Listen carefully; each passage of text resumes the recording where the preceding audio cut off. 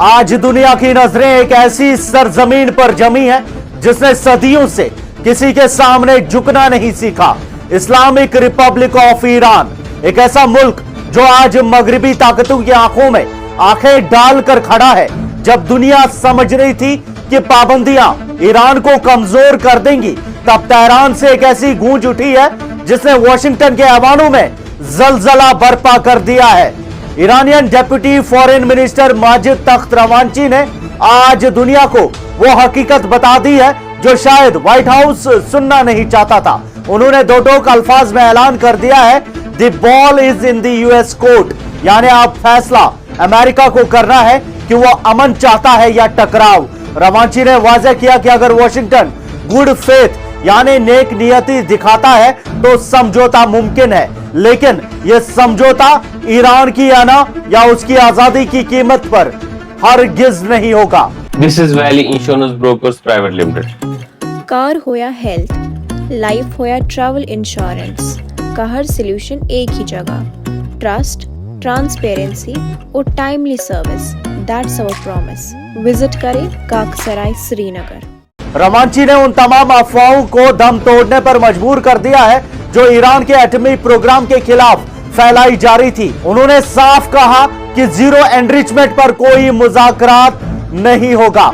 Iran का uranium साफ करने का हक उसका अपना है और वो अपनी डिफेंसिव कैपेबिलिटीज यानी अपने दिफाई निजाम से एक इंच भी पीछे नहीं हटेगा। ये पैगाम उन लोगों के लिए है जो समझते हैं कि वो ईरान को निहत्ता कर देंगे। ईरान जेनेवा टॉक्स में जा रहा है, लेकिन किसी डर या खौफ से नहीं, बल्कि इस उम्मीद के साथ कि दुनिया इंसाफ करेगी।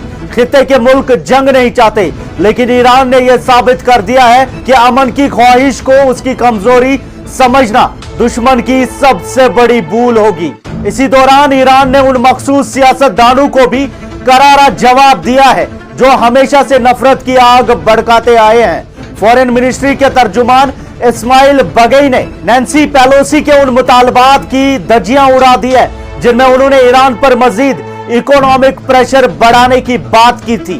बगई ने साफ कहा कि ऐसी धमकियां ईरानी कौम के हौसलों को पस्त नहीं कर सकती। पेलोसी का बयान उनकी पुरानी ज़हनियत का अक्कास है जो सिर्फ दुश्मनी पर मबनी है। ईरान ने दुनिया को दिखा दिया है कि वो इन पाबंदियों के बावजूद ना सिर्फ खड़ा है बल्कि दुश्मन की हर साजिश को नाकाम बनाने की भरपूर सलाहियत रखता है। लेकिन दोस्तों, असली गरज, असली ललकार तो ईरान की मुसल्लह अफवाज के chief of staff major general Abdul Rahim Mousavi की जानिब से आई है। उन्होंने डोनाल्ड ट्रंप को वो आईना दिखाया है जो शायद तारीख हमेशा याद रखेगी। जनरल मूसवी ने कहा कि ट्रंप का खुद को सुपर पावर कहना एक ऐसी गलती है जो किसी सरबराहे ममलिकत को जेब नहीं देती। उन्होंने ट्रंप की मुनाफिकत पर सवाल उठाते हुए पूछा, अगर ट्रंप जंग का इरादा रखता है तो फिर वो मुज़ाकरात की बात क्यों करता है?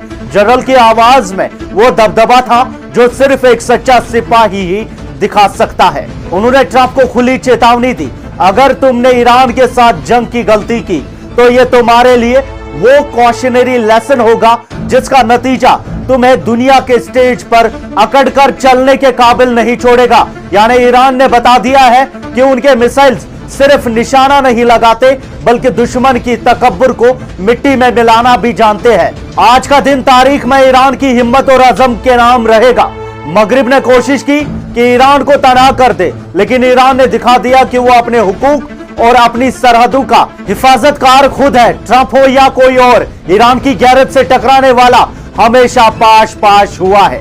अब दुनिया देख रही है जेनेवा टॉक्स में क्या होता है। क्या वॉशिंगटन होश के नाखून लेगा या फिर वो उस रास्ते पर चलेगा जहां सिर्फ पछतावा है? ईरान तैयार है अमन के लिए भी और दुश्मन को मिट्टी में मिलाने के लिए भी। आपकी क्या राय है? कमेंट्स में हमें जरूर बताएं। मजीद अपडेट्स आप तक पहुंचाते रहेंगे। मैं सैयद साजिद हुसैन, GNI।